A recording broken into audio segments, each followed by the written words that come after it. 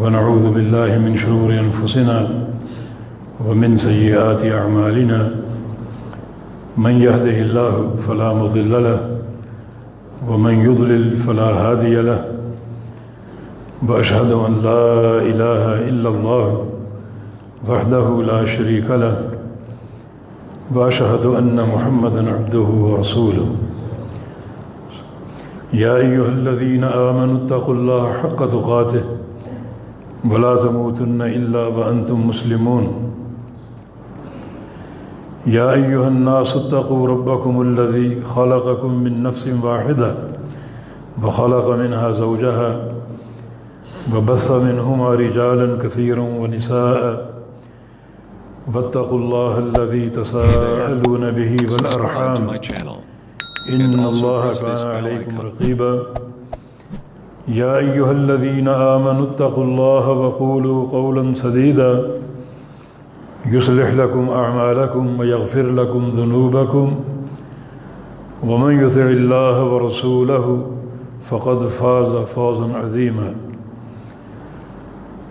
اللهم صل على محمد وعلى آل محمد كما صليت على إبراهيم وعلى آل إبراهيم إنك حميد مجيد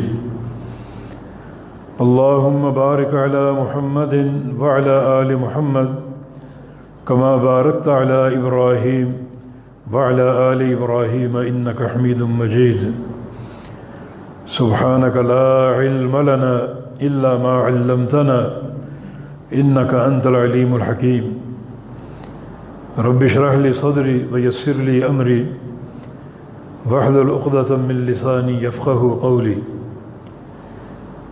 أعوذ بالله من الشيطان الرجيم من همزه ونفخه ونفثه بسم الله الرحمن الرحيم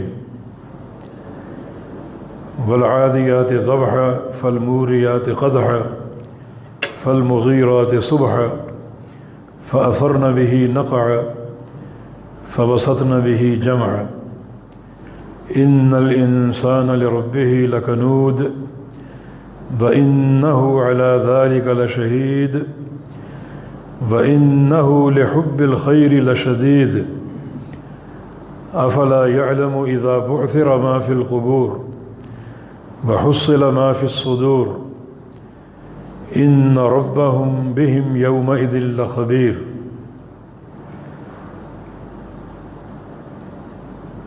یہ سورہ مبارکہ اتفاقاً نماز میں بھی تلاوت ہوئی۔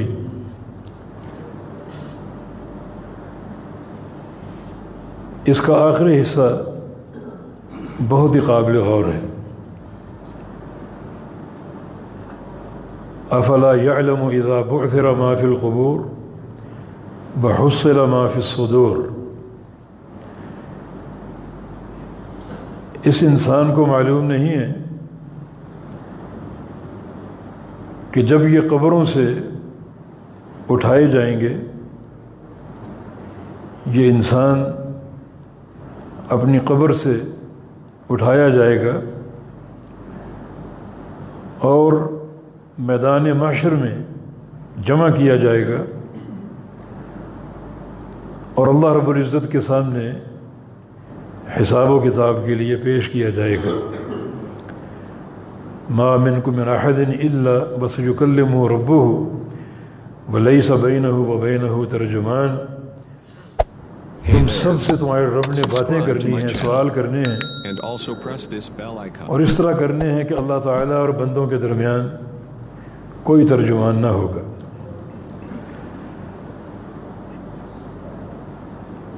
یہ سوالیہ انداز جو ہے کہ یہ انسان نہیں جانتا، اپنی قبر سے اٹھایا جائے گا، اس سے پیچھے ایک تمہید ہے۔ سورت کا آغاز بسم اللہ الرحمن الرحیم، والعادیات ضبحا فالموریات قدحا فالمغیرات صبحا فأثرن به نقعا فوسطن به جمعا۔ یہ 5 آیات ہیں اور ان میں اللہ تعالیٰ نے قسمیں اٹھائی ہیں، 5 قسمیں۔ اپنی ایک مخلوق کی، اور وہ مخلوق ہے گھوڑا۔ گھوڑے کے 5 کردار ذکر کیے ہیں، اور ہر کردار اتنا قابل تعریف ہے کہ اللہ رب العزت نے اس کردار کو ذکر کر کے قسم اٹھائی۔ اللہ تعالیٰ کا قسم اٹھانا یا قسم کھانا یا تو ما بعد کے مسئلے کی تقریر کے لیے ہے، اور یا پھر جس چیز کی قسم کھائی جا رہی ہے اس کی عظمت کو اور اس کے عجیب ہونے کو ظاہر کرنا مقصود ہے۔ اور یہ سوچنا اور غور کرنا کہ جب ان چیزوں کا یہ چیزیں ایسی ہیں جو کہ مخلوق ہیں، تو ان کا خالق کس قدر عظیم ہوگا۔ اب وہ 5 کردار گھوڑے کے کیا ہیں؟ بالعادیات ضبحا، ان گھوڑوں کی قسم جو دوڑنے والے ہیں اور دوڑ دوڑ کر ہانپنے لگتے ہیں، ان کا شدت سے دوڑنا اور پھر ہانپنا، اس کردار کی قسم کھائی۔ فالموریات قدحا، ان گھوڑوں کی قسم جو شدت سے دوڑتے ہیں اور ان کی ٹاپوں سے چنگاریاں نکلتی، اس کردار کی قسم کھائی۔ فالمغیرات صبحا، ان گھوڑوں کی قسم جو صبح کے وقت دشمن کے علاقوں میں شبخون مارتے ہیں، یہ بھی ایک کردار اس کی قسم کھائی۔ فَأَثَرْنَ بِهِ نَقْعًا، اور میدان معرکہ میں اس قدر آگے بڑھتے چلے جاتے ہیں، جھپٹنا پلٹنا کہ گرد و غبار کھڑا ہو جاتا ہے۔ تو یہ بھی ایک کردار ہے جس کی قسم اٹھائی کہ گرد و غبار اڑانے والے گھوڑوں کی قسم۔ فَوَسَطْنَ بِهِ جَمْعًا، اور بڑے بڑے جتھے دشمن کے، ان میں گھس جانے والے، داخل ہو جانے والے گھوڑے، دشمن کے جتھوں میں گھس جانا اور کوئی پرواہ نہ کرنا، اس کردار کی بھی قسم کھائی۔ تو یہ 5 کردار ہیں گھوڑے کے، اللہ تعالیٰ نے ہر کردار کا ذکر کیا اور باقاعدہ قسم اٹھائی۔ یہ ایک عجیب قسم کی تمہید ہے۔ گھوڑا بہرحال ایک خیر کی علامت ہے۔ نبی علیہ السلام کی حدیث ہے، الخیل معقود فی نواصیہ الخیر الی یوم القیامہ، کہ گھوڑے کی پشت پر، گھوڑے کی پیشانی پر قیامت تک کے لیے خیر لکھ دی گئی، قیامت تک کے لیے۔ اور ایک حدیث میں الخیل ثلاث، گھوڑے کی 3 قسمیں ہیں، لرجل اجر ولرجل ستر ولرجل وزر۔ گھوڑے کی 3 قسمیں ہیں، کچھ لوگوں کے لیے گھوڑا باعث اجر ہوتا ہے، کچھ کے لیے پردہ پوشی کا باعث بنتا ہے، اور کچھ کے لیے بوجھ ہی بوجھ اور گناہ کا باعث۔ جو بندہ اس کو باندھتا ہے جہاد فی سبیل اللہ کے لیے، تاکہ اس کی پشت پر بیٹھ کر اللہ کی راہ میں جہاد کروں، اس کے لیے اجر ہی اجر۔ نبی علیہ السلام نے ایسے گھوڑے کو جب باندھا جائے تو حکم دیا ہے کہ اس کی رسی تھوڑی لمبی کر دو، تاکہ زیادہ وہ کھا سکے اور زیادہ پی سکے، کیونکہ جو وہ کھائے گا وہ قیامت کے دن تولا جائے گا اللہ کے میزان میں، اور جو پانی پیے گا وہ بھی تولا جائے گا، اور چارہ کھا کر جو لید کرے گا وہ بھی تولی جائے گی، اور پانی پی کر جو پیشاب کرے گا وہ بھی تولا جائے گا۔ تو یہ اجر ہی اجر۔ یہ 5 قسمیں 5 مختلف کرداروں کو ذکر کر کے اللہ تعالیٰ نے کھائی ہیں، مقصد کیا ہے؟ مقصد گھوڑے کا تقابل انسان کے ساتھ۔ گھوڑا یہ کام کیوں کرتا ہے؟ دوڑتا ہے اور ہانپنے لگتا ہے، یہ تکلیف کیوں اٹھاتا ہے؟ ٹاپوں سے چنگاریاں کیوں نکالتا ہے؟ دشمن کے علاقے میں صبح کے وقت کیوں شب خون مارتا ہے؟ گرد و غبار کیوں اڑاتا ہے؟ اور بڑے بڑے جتھوں میں کیوں گھس جاتا ہے؟ کسی کے اشارے پر۔ وہ اشارہ کس کا ہے؟ اس مالک کا جو مجازی مالک ہے، جو اس کو محدود سا چارہ دیتا ہے، محدود سا پانی پلاتا ہے، تھوڑی بہت خدمت کرتا ہے۔ تو گھوڑا اس ساری خدمت کے عوض اپنی اطاعت شعاری کا، وفا شعاری کا ثبوت مہیا کرتا ہے اور مالک کے اشارے پر دوڑتا ہے، حتیٰ کہ ہانپنے لگتا ہے، حتیٰ کہ ٹاپوں سے چنگاریاں نکلتی ہیں، دشمن کے علاقے میں شبخون مارتا ہے اور بڑے بڑے جتھوں میں گھس جاتا ہے اپنی جان کی پرواہ کیے بغیر، گرد و غبار اڑاتا ہے۔ یہ سارے کردار بڑے پسندیدہ ہیں جن پر خالق کائنات نے قسم اٹھائی اپنے مالک کے اشارے پر۔ مالک حقیقی نہیں، مالک مجازی، جو محض اشارے کرتا ہے اور گھوڑا ان اشاروں کی تعمیل کرتا ہے۔ یہ ایک مخلوق کا ذکر۔ اب حضرت انسان جس سے یہ مقابلہ ہو رہا ہے، یہ ایک میچ پڑا ہوا ہے، اس کا ذکر ہے کہ ان الانسان لربہ لکنود۔ یہ انسان اپنے رب کا ناشکرا ہے۔ ایک طرف گھوڑا اور اس کا کردار جس کی قسمیں اٹھائی گئیں، ایک طرف انسان ہے۔ انسان کا مالک اللہ رب العزت مالک حقیقی ہے، اور اس کی نعمتیں محدود نہیں ہیں، لا محدود ہیں۔ وَإِن تَعُدُّوا نِعْمَةَ اللَّهِ لَا تُحْصُوهَا۔ اللہ کی نعمتیں اگر تم شمار کرنے لگو شمار نہیں کر سکو گے۔ مزید فرمایا کہ لَئِن شَكَرْتُمْ لَأَزِيدَنَّكُمْ، اگر میرا شکر ادا کرو گے اور دوں گا۔ تو یہ مالک حقیقی۔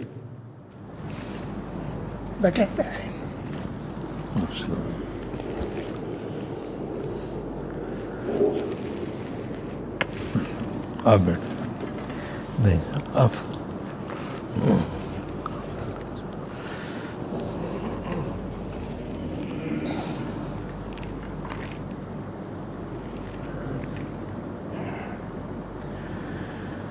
بڑے امتحان میں ڈال دیا آپ نے مجھے۔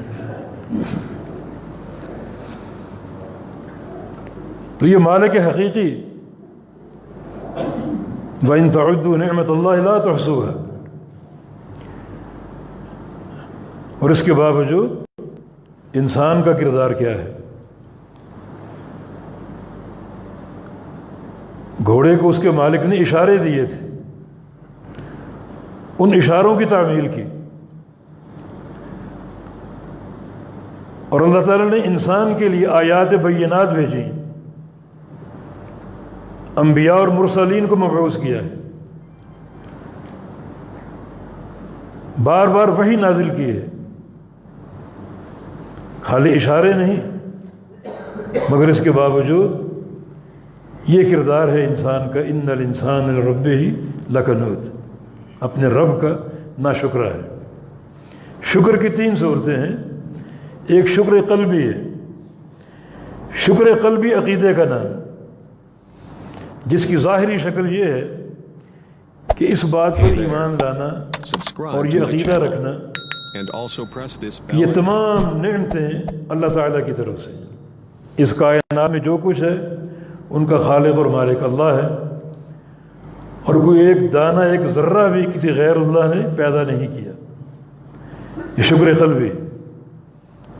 اگر کسی غیر کے، کسی بھی شے کے خالق ہونے کا عقیدہ رکھو گے تو اس کو کفر کہا گیا ہے۔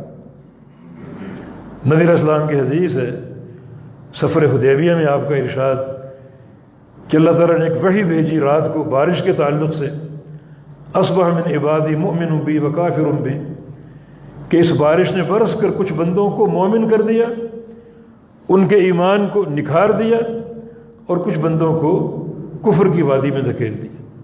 اما من قال مطرنا بفضل اللہ فهو مؤمن بی، جس نے اس بارش کو دیکھ کر کہا کہ یہ اللہ کا فضل ہے، اللہ کی دین ہے، اللہ کی عطا ہے، اس کا ایمان نکھر گیا، اس کا ایمان تازہ ہو گیا۔ وَأَمَّا مَنْ قَالَ مُطِرْنَا بِالنَّوْءِ كَذَا، جس نے کہا کہ یہ فلاں ستارے کی تاثیر ہے، آسمان کا تغیر زمین کے حوادث کا باعث بنتا ہے، وہ اس عقیدے سے کفر کی وادی میں داخل ہو گیا۔ تو شکر قلبی کیا ہے؟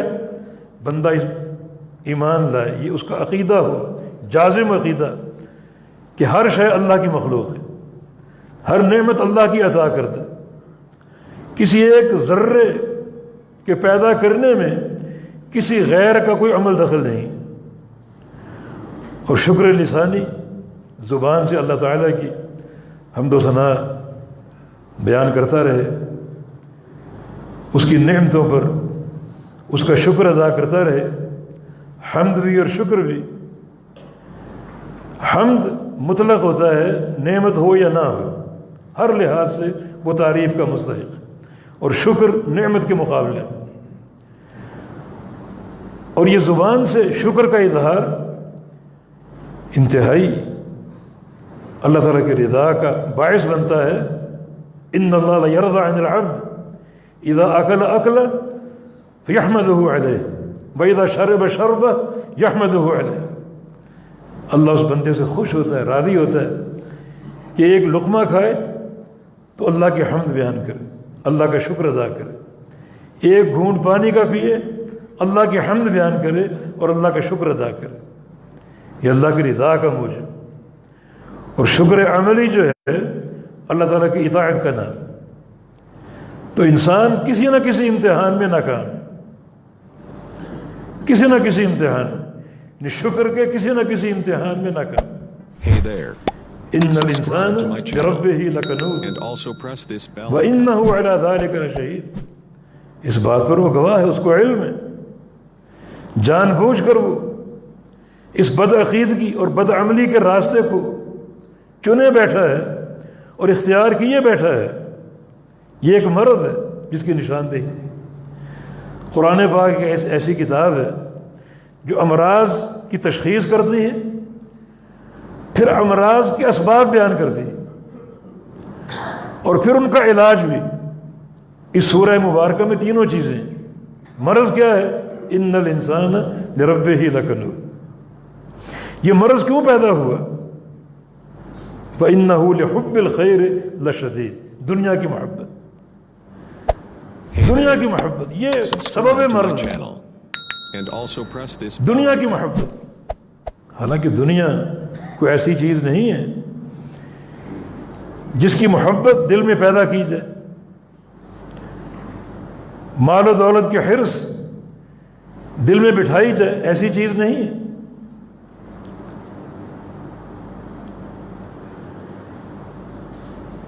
بہت ہی گھٹیا چیز ہے۔ لو کانت الدنیا تعدل عند اللہ جناح بعوضہ ما سقا کافرا شربۃ من ماء، اگر پوری دنیا کی قیمت اللہ کے نزدیک ایک مچھر کے پر کے برابر بھی ہوتی تو اللہ تعالیٰ کسی کافر کو، مشرک کو پانی کا ایک گھونٹ بھی نہ دیتا، کوئی قیمت ہے ہی نہیں۔ یا قوم انما الحیات الدنیا متاع، یہ دنیا کی زندگی متاع ہے۔ متاع کا عام معنی لوگ دھوکے کا سامان کر دیتے ہیں، یہ معنی بن جاتا ہے۔ امام اصمعی رحمہ اللہ، لغت کے امام، اس آیت کریمہ کو پڑھتے ہیں تو سوچتے ہیں کہ متاع کا کوئی خاص معنی ہوگا، اللہ نے دنیا کو متاع کہا ہے تو خاص اس کا کوئی معنی ہوگا۔ تو بعض اوقات وہ جس لفظ کا معنی سمجھ میں نہ آتا تو اس کی تحقیق کے لیے وہ دیہاتوں میں چلے جاتے، کیونکہ دیہاتوں کی لغت خالص ہوتی ہے۔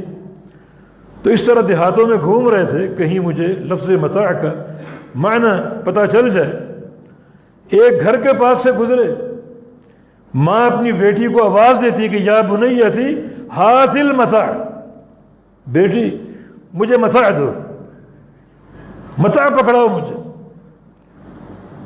امام اسمع رک گئے کہ بیٹی کیا چیز لے کر آتی، کیا چیز لائی وہ کپڑا جو عورت ایام حیض میں استعمال کرتی، وہ کپڑا، یہ متاع ہے، دنیا کی زندگی متاع ہے جس کے پیچھے تم دوڑ رہے ہو، اور بعض اوقات حلال و حرام کی تمیز مٹا دیتے ہو، اور بعض اوقات جرائم کا ارتکاب کرتے ہو۔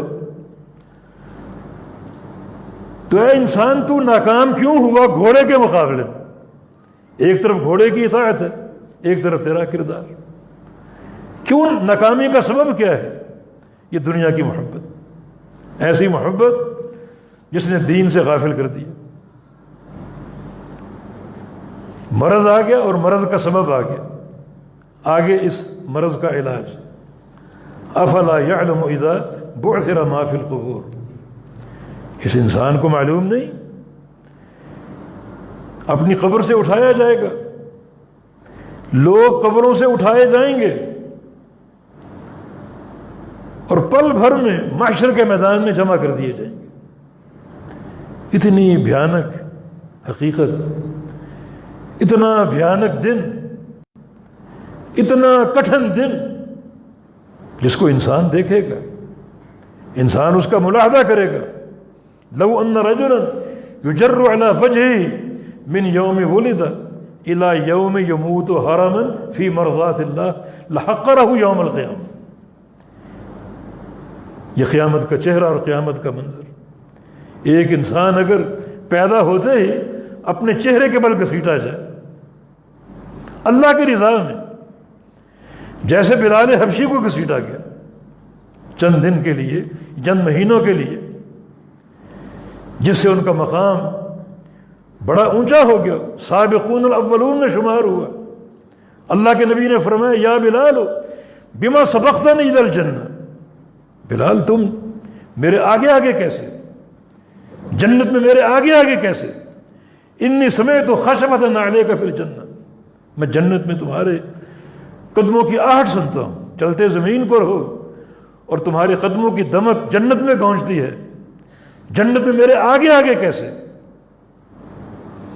علامہ ابن قیم فرماتے ہیں کہ آگے آگے ہونے کا یہ معنی نہیں ہے کہ بلال کا درجہ اللہ کے نبی سے بڑھ گیا، یہ معنی نہیں، بلکہ یہ معنی سمجھ میں آتا ہے جیسے ایک بادشاہ باہر نکلے تو آگے کوئی بڑا فوجی یا کوئی شخص اسے پروٹوکول دیتا ہے، بلال اسے پروٹوکول دیتا ہے، وہ اس کا اعزاز ہوتا ہے، اس کی ہیبت کا اظہار ہوتا ہے، اور یہ ہیبت ہونی چاہیے تاکہ اس کی یہ ہیبت اس کے حکم اور قانون کی ہیبت پر منتج ہو۔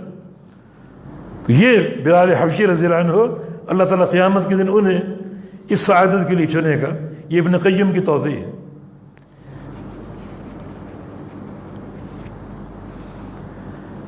تو یہ عمل اگر ایک انسان کے ساتھ پیدا ہوتے ہی شروع ہو جائے، اسے چہرے کے بل گھسیٹا جائے اور بڑھاپے میں وہ مرے، اور بڑھاپے تک گھسیٹا جائے، 100 سال کی عمر پائے اور 100 سال مسلسل اسے چہرے کے بل گھسیٹا جا رہا ہے اللہ کی رضا کے لیے، اللہ کی راہ میں، لحقرہ یوم القیامہ، تو قیامت کے دن وہ اپنی اس نیکی کو، اس عمل کو حقیر جانے گا۔ جب قیامت کا چہرہ دیکھے گا، میدان محشر کا منظر دیکھے گا، تو اس عمل کو حقیر جانے گا، میں نے کچھ نہیں کیا۔ ملائکہ تک کہیں گے سبحانک ما عبدناک حق عبادتک، یا اللہ تو پاک ہے، ہم تیری عبادت کا حق ادا نہیں کر سکے۔ تو انسان کو یہ معلوم نہیں، اسے کیوں فراموش کیے بیٹھے ہو؟ ان ہؤلاء یحبون العاجلہ ویذرون وراءهم یوما ثقیلا، دنیا سے محبت، دنیا سے لگاؤ، اور اس بوجھل اور بھاری دن کو فراموش کیے بیٹھے، جس کی طوالت اتنی کہ دنیا کے 50,000 سال کے برابر، اور گرمی کی شدت اور حدت بتدنو الشمس حتی تکون علی مسافت میل، سورج قریب آئے گا حتیٰ کہ 1 میل کی مسافت پر آ کر رک جائے گا۔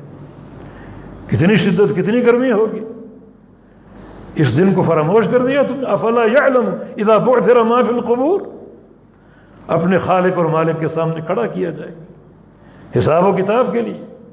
یہ اس مرض کا علاج ہے۔ ناشکری کیوں پیدا ہوئی، نافرمانیاں کیوں جنم لیتی ہیں؟ کیونکہ تم نے آخرت کے مقابلے میں دنیا کو فوقیت دی، دنیا کو ترجیح دی اور آخرت کو فراموش کر دی۔ آخرت کو اگر یاد کرو گے، آخرت کی فکر اپنے اندر پیدا کرو گے تو یقیناً یہ دل نرم ہوں گے، متوجہ ہوں گے اللہ اور اس کے رسول کی اطاعت کی طرف۔ آگے جو فرمان ہے وہ سب سے کڑا میرے نزدیک، بڑا مہیب مقام ہے، وَحُصِّلَ مَا فِي الصُّدُورِ، بڑا مہیب، بڑا خوفناک اور بڑی خطرناک یہ حقیقت ہے جو قیامت کے دن پیش آئے گی۔ اللہ تعالیٰ کے سامنے پیش ہوگے اور جب سینوں کے راز نکالے جائیں گے، سینوں کے راز نکالے جائیں گے۔ اس کی تفسیر بڑی طویل ہو سکتی، سیدھا سا معنی یہ بنتا ہے کہ بندہ اللہ کے سامنے پیش ہوگا، اعمال صالحہ بھی ہیں اور گناہ بھی ہیں۔ یہ جو سینوں کے راز نکالے جائیں گے اس کا تعلق نیکیوں سے، بندے کی نیکی پیش ہوگی۔ نمازی تھا جی، نمازی تھا، ابھی ہم نے مغرب پڑھی، یہ عمل قیامت کے دن پیش ہوگا، عمل آ گیا، ٹھیک ہے۔ اب اس عمل کے تعلق سے اس کے سینے کا راز نکالو، اس نے نماز کیوں پڑھی، کس نیت سے پڑھی، اخلاص تھا، ریاکاری تھی، نمود و نمائش تھی، دکھاوا تھا، حج کرنے گیا تھا، یہ اس کا عمل آ گیا۔ حج کے تعلق سے اس کی نیت کو نکالو، اس کے سینے کا راز نکالو۔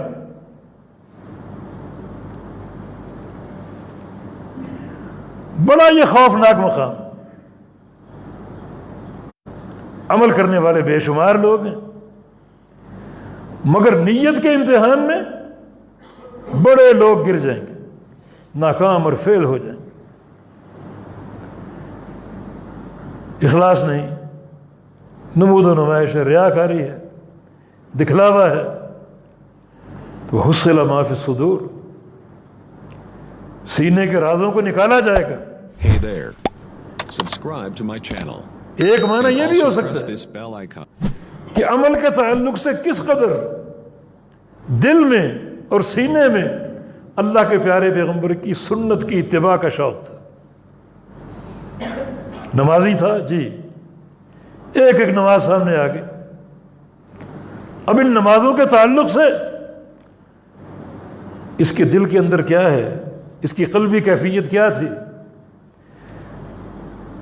سنت کو اپنانے کا جذبہ تھا یا نہیں، نماز پڑھنے جا رہے کیا تھا دل میں، کون سی نماز پڑھنی ہے، اللہ کے پیارے پیغمبر کی یا باپ دادا کی، قوم برادری کی یا پیر و مرشد کی یا اپنے خود ساختہ امام کی، کون سی نماز؟ سینے کے رازوں کو نکالا جائے گا۔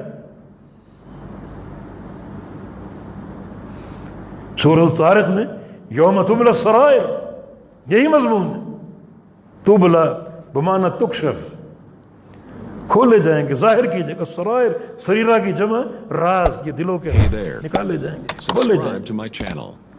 And also press گے۔ this بڑے بڑے bell عمل کرنے والے نیکوکار یہاں گر جائیں گے، یا ان کے سینوں میں اخلاص نہیں ہے یا اللہ کے پیارے پیغمبر کی سنت کی مطابقت کا جذبہ نہیں، فیل اور ناکام، عمل کے ڈھیر لگے ہو۔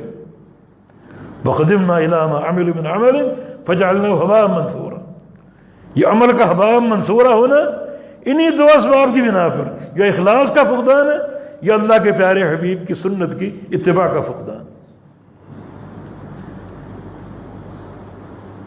إِنَّ أُنَاسًا مِنْ أُمَّتِي يَأْتُونَ يَوْمَ الْقِيَامَةِ بِأَعْمَالٍ كَأَمْثَالِ جِبَالِ تِہَامَةَ، ایسے ایسے عمل، تہامہ پہاڑی سلسلہ، کبھی مری جائیں تو پہاڑوں کو دیکھ لو، اس طرح قیامت کے دن ان کی نیکیاں کھڑی ہوں گی چوٹیوں کی طرح، لیکن یجعلہ اللہ ہباء منثورا، اللہ تعالیٰ تمام نیکیوں کو ذرے بنا کر بکھیر دے گا اور ضائع کر دے گا۔ دو میں سے ایک سبب ہے، یا ریاکاری، اخلاص کی کمی، یا پھر نبی علیہ السلام کی سنت کی اتباع کا جذبہ مفقود ہے۔ سینے کے راز نکالے جائیں گے۔ ایک معنی یہ بھی ہو سکتا ہے واللہ اعلم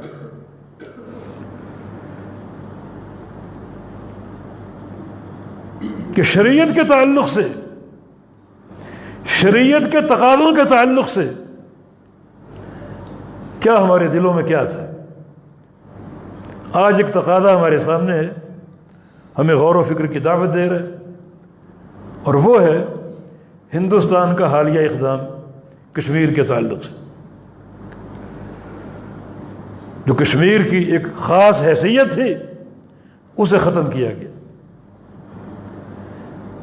مقبوضہ وادی اس وقت ایک بڑی جیل کی شکل اختیار کر چکی،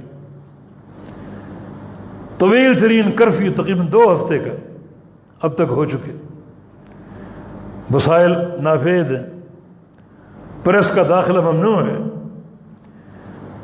رابطہ ممکن نہیں ہے، وہ لوگ گھروں میں مقید ہیں، انہیں کچھ معلوم نہیں کہ باہر کیا ہو چکا، اندر کیا ہو رہا ہے، ہمیں کوئی خبر نہیں آ رہی۔ ہم یہ سمجھتے ہیں، یا کم از کم میرا فہم یہ ہے کہ ہندوستان نے اس اقدام کے ذریعے طبل جنگ بجا دی ہے۔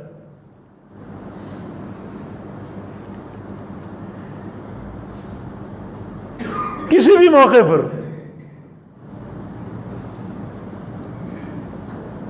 اپنے پروگرام پر وہ عمل شروع کر سکتا ہے۔ Hey there. چنانچہ حصل ما فی Subscribe to الصدور، my channel. اب سینے کے راز۔ And also press this bell icon. سب سے پہلے نبی علیہ السلام کی ایک حدیث پر عمل کا موقع بن چکے، جو میرے دل میں ہو، آپ کے دل میں ہو، من مات ولم یغزو ولم یحدث به نفسه فقد مات على شعبۃ من النفاق۔ جو شخص اس طرح مر جائے کہ اس نے کبھی جہاد کیا ہی نہیں، یا جہاد کا عزم نہیں کیا، تو وہ شخص نفاق کی موت مارا گیا۔ 2 چیزیں، عملاً جہاد کرنا یا جہاد کا عزم لے کر بیٹھنا، اور عزم سچا چاہیے، زبانی دعوے کی حد تک نہیں۔ اللہ تعالیٰ دلوں کے بھید کو جانتا ہے۔ قال اللہ ھذا یوم ینفع الصادقین صدقهم، یہ قیامت کا دن صرف سچے لوگوں کو ان کا سچ نفع دے گا، بس۔ اللہ جانتا ہے صادق کون اور کاذب کون، عزم کا سچا کون، عزم کا جھوٹا کون۔ اس حدیث پر عمل کا موقع بن چکا ہے کہ جو شخص اس طرح مر جائے کہ اس نے جہاد نہ کیا ہو یا جہاد کا عزم نہ کیا ہو، وہ منافقت کی موت مارا جاتا ہے۔ سچا عزم تیاری چاہتا ہے، اور تیاری کی 2 قسمیں، ایک ہے ظاہری اور مادی وسائل کی تیاری، اور ایک ہے روحانی تیاری۔ روحانی تیاری Hey there. مادی تیاری سے مقدم ہے، Subscribe to my channel. And also اور press this روحانی bell تیاری علماء کا کام، دعات کا، مربین کا، مساجد کا، ائمہ کا، مساجد کے خطباء کا، کہ وہ روحانی نخوش دیں، روحانی تربیت دیں اپنے نمازیوں کو، اور جو بھی حلقہ ارادت ہے یا حلقہ متوسلین ہے، کیونکہ یہ مقدم ہے۔ جہاں تک مادی مسائل کا تعلق ہے، اللہ تعالیٰ نے اسے زیادہ اہمیت نہیں دی، تیاری کا حکم دیا، لیکن فرمایا کہ وَأَعِدُّوا لَهُم مَّا اسْتَطَعْتُم مِّن قُوَّةٍ، کہ جو چاہے تیاری، جو تم میں طاقت ہو تیاری کر لو، خلاص، جو تم میں طاقت ہو تیاری کر لو، جو طاقت۔ لیکن روحانی تیاری، روحانی تربیت، اس کے لیے حکم ہے کہ ادخلوا فی السلم کافہ، اسلام میں پورے آ جاؤ، باعتبار عقیدہ کے، باعتبار عمل کے، باعتبار منہج کے۔ سچا عقیدہ ہو، سچا منہج ہو، سچا عمل ہو، سچی سیاست ہو، کوئی کھوٹ نہ ہو اس میں۔ وہ سیاست جو اللہ کے پیارے پیغمبر کی تھی، صحابہ کی تھی، خلفائے راشدین کی تھی، سچی سیاست ہو، سچا منہج ہو، سچا عقیدہ ہو، سچا عمل ہو، سچا تعلق باللہ ہو، سچی محبت رسول ہو، صدق ہی صدق، یہ مطلوب ہے۔ اللہ رب العزت نصرت اور فتح کے لیے نہ تمہاری تعداد کا محتاج ہے، نہ تمہارے وسائل کا محتاج، پوری دنیا اس کی سپاہی ہے۔ قوم نوح کی بربادی کا وقت آیا تو پانی کا ایک ایک قطرہ اللہ کا سپاہی بن گیا، پوری قوم کو تباہ و برباد کر دیا، ملیا میٹ کر دیا۔ نجات کس کو ملی؟ جو سفینہ نوح میں آ گیا، داخل ہو گیا، اسے نجات مل گئی۔ اس کشتی میں آنے والا، اس سفینہ میں آنے والا، یہ کشتی نوح علیہ السلام کے دور میں تھی، اس میں آنے والا نجات پا گیا۔ امام مالک رحمہ اللہ کا ایک سنہری قول یاد آ رہا ہے کہ سنت رسول اللہ صلی اللہ علیہ وسلم کا سفینۃ نوح۔ لوگوں، آج اس امت میں ہر دور کے لیے، ہر شخص کے لیے نبی علیہ السلام کی سنت کی وہ حیثیت ہے جو نوح علیہ السلام کے دور میں ان کے سفینے کی حیثیت تھی۔ اس سفینے میں جو آئے گا وہ کامیاب ہوگا، چاہے وہ جانور کیوں نہ ہو، اور جو نہیں آئے گا وہ ناکام ہوگا، چاہے وہ نوح علیہ السلام کا بیٹا کیوں نہ ہو۔ آج جو سنت پر سواری کرے گا، اللہ کے پیارے پیغمبر کی سنت کو اپنائے گا، اپنے ایک ایک عمل میں اللہ کے حبیب کی سنت کو نافذ کرنے کی کوشش کرے گا، وہی کامیاب ہے، دنیا میں بھی اور آخرت میں۔ تو پانی کے قطرے اللہ کے فوجی بن گئے۔ کذب ثمود وعاد بالقارعہ فاما ثمود فاہلکوا بالطاغیہ واما عاد فاہلکوا بریح صرصر عاتیہ۔ ایک کڑک چیخ اللہ کا فوجی بن گئی، لوگوں کے کلیجے پھاڑ دیے، پل بھر میں ان کو جو ہے وہ مٹی کا ڈھیر بنا دیا۔ ہوائیں، یہ ہواؤں کے ذرے، یہ آندھیاں اللہ کے فوجی بن گئے۔ Hey there. Subscribe to قوم my عاد کا channel صفایا کر دیا۔ and also press this bell icon. خود جناب محمد الرسول اللہ صلی اللہ علیہ وسلم کے دور میں غزوہ احزاب میں اللہ تعالیٰ نے ایک آندھی کے ذریعے مدد کی۔ نصرت بالصبا واہلکت عاد بالدبور۔ صبا ہوا سے میری مدد کی گئی۔ اللہ تعالیٰ کے فوجی، اللہ تعالیٰ ظاہری وسائل کا محتاج نہیں ہے، نہ ظاہری تعداد کا محتاج۔ ہاں، اس کا اپنے بندوں سے تقاضا کیا ہے؟ ادخلوا فی السلم کافہ، اسلام میں پورے آ جاؤ، یہاں کوئی کمی نہ ہو، یہاں کوئی نقص نہ ہو، اسلام میں پورے آ جاؤ۔ تو یہ ایک روحانی تربیت، یہ علماء اور دعات کا کام۔ اگر یہ حدیث سامنے ہے کہ جو شخص جہاد کیے بغیر یا جہاد کا عزم کیے بغیر مر جائے، وہ منافقت کی موت مارا جاتا ہے۔ پھر یہ جذبہ جہاد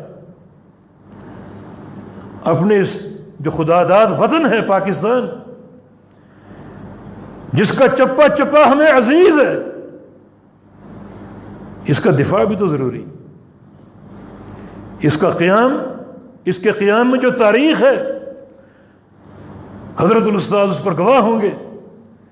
یہ اہل الحدیث کے کردار کا ایک نمایاں حصہ اس میں شامل ہے۔ ہمارے ایک بزرگ ہیں مولانا عائش محمد صاحب، مجاہدین کی تاریخ سے بڑے آگاہ ہیں۔ ان سے میں نے یہ سنا تاریخی حوالوں سے کہ ہمارے جو قائد جناب محمد علی جناح صاحب، ان کی تحریک کا آغاز حقوق کے نقطے پر تھا، حقوق مسلم، ہمیں ہمارے حقوق چاہیے۔ آواز طاقت پکڑتی گئی، لوگوں میں قبول حاصل کرتی گئی۔ تو اس وقت سفر کیا وزیر آباد کی ایک شخصیت نے، مولانا فضل اللہ وزیر آبادی رحمہ اللہ تعالی، ان سے ملاقات کی اور کہا کہ آپ کی آواز قوت پکڑ رہی ہے، لوگ آپ کا ساتھ دے رہے ہیں، لبیک کہنے کے لیے تیار ہیں، تو اب حقوق کی بات نہ کریں، اس کا کوئی فائدہ نہیں، علیحدہ ریاست کی بات کریں، علیحدہ ریاست کی۔ تو انہوں نے کہا کہ ریاست اگر ہمیں مل جائے سنبھالیں گے کیسے؟ نہ وسائل ہیں، نہ ذرائع ہیں، نہ ایسے کوئی نفری ہے۔ ایسا نہ ہو کہ ریاست ملے اور پھر چھین لی جائے۔ تو ان کا تاریخی جملہ کہ آپ علیحدہ ریاست حاصل کریں، چاہے وہ چارپائی کے برابر کیوں نہ ہو، اندر حکومت آپ کریں اور بارڈر کی نگرانی ہم کریں گے۔ اگر چھن گیا تو بدنامی ہماری ہوگی، آپ کی نہیں ہوگی، وہ ناکامی ہماری ہوگی۔ تو پاکستان کے قیام میں یہ فکر جو ہے یہ قائم اور موجود ہے۔ ہمیں اس لیے پیار ہے اس وطن سے۔ پھر وہ نعرہ کہ پاکستان کا مطلب کیا؟ لا الہ الا اللہ، توحید پر۔ گو آج تک توحید قائم نہ ہو سکی۔ یہ حکام کی نالائقی سمجھ لیجئے، یہ تربیت کا فقدان سمجھ لیجئے، علم و عمل کی کمی سمجھ لیجئے، یا عقیدے کا ضعف سمجھ لیجئے، لیکن اساس تو نظریاتی ہے نا، توحید۔ یہی اساس ہونی چاہیے۔ مدینہ منورہ ہجرت کے پروگرام طے ہو رہے ہیں، بیعت عقبہ ہو رہی، انصار مدینہ نے نبی علیہ السلام کو گویا ایک سادہ پیپر پیش کر دیا، جو چاہے تحریر کر دیں، جو چاہے شرط آپ عائد کر دیں، ہم اس کو پورا کریں۔ فرمایا کہ اشترط ربی، میری شرط میرے رب کے لیے، ان تعبدوہ ولا تشرکوا بہ شیئا، کہ تم نے میرے رب کی عبادت کرنی ہے اور شرک نہیں کرنا۔ یہ نئی ریاست کی تشکیل کی باتیں ہو رہی، توحید۔ مکہ فتح کیا، ایک آپ نے آرڈر جاری کیا اور ایک عملی اقدام۔ عملی اقدام کیا تھا؟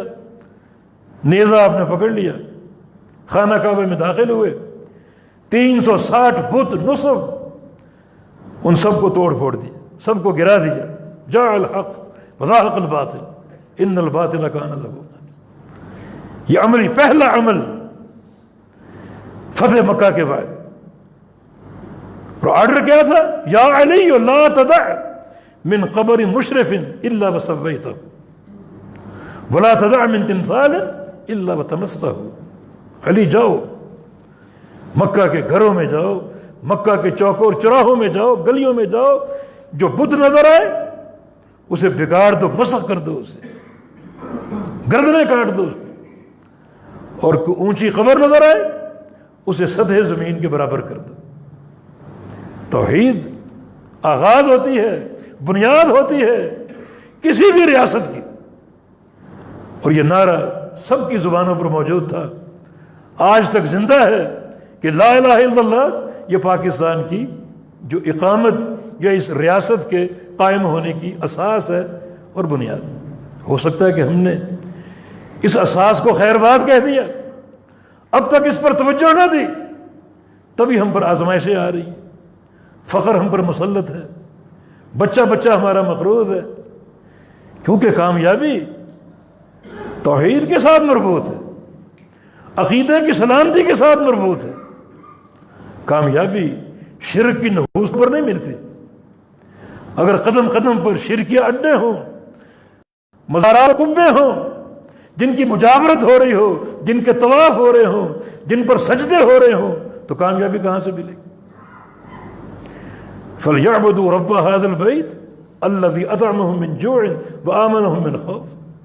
اس گھر کے رب کی عبادت کر لو اور توحید کے نقطے کو سمجھ لو، تمہیں بھوک لگے گی تو کھانا ملے گا، خوف آئے گا تو امن مل جائے گا، گارنٹی اللہ کی طرف سے۔ یہ توحید کے ساتھ مربوط ہے۔ تو ممکن ہے جو سزائیں ہمیں مل رہی ہیں، جو نحوستیں ہم پر قائم ہیں، اسی شرک و بدعت کی غلاظتوں کی بنا پر ہو کہ تمہیں تو وطن دیا گیا، ریاست دی گئی، Hey there. Subscribe to تمہارے my اس channel نعرے کی بنیاد and also لا press الہ this الا bell اللہ، icon. لا الہ الا اللہ، اللہ کے سوا کوئی عبادت کے لائق نہیں۔ اور اس کلمے کو جس طرح بگاڑا گیا اور جس طرح اس کی حقیقت کو مسخ کیا گیا، تو پھر یہ قوم عذاب ہی کی مستحق۔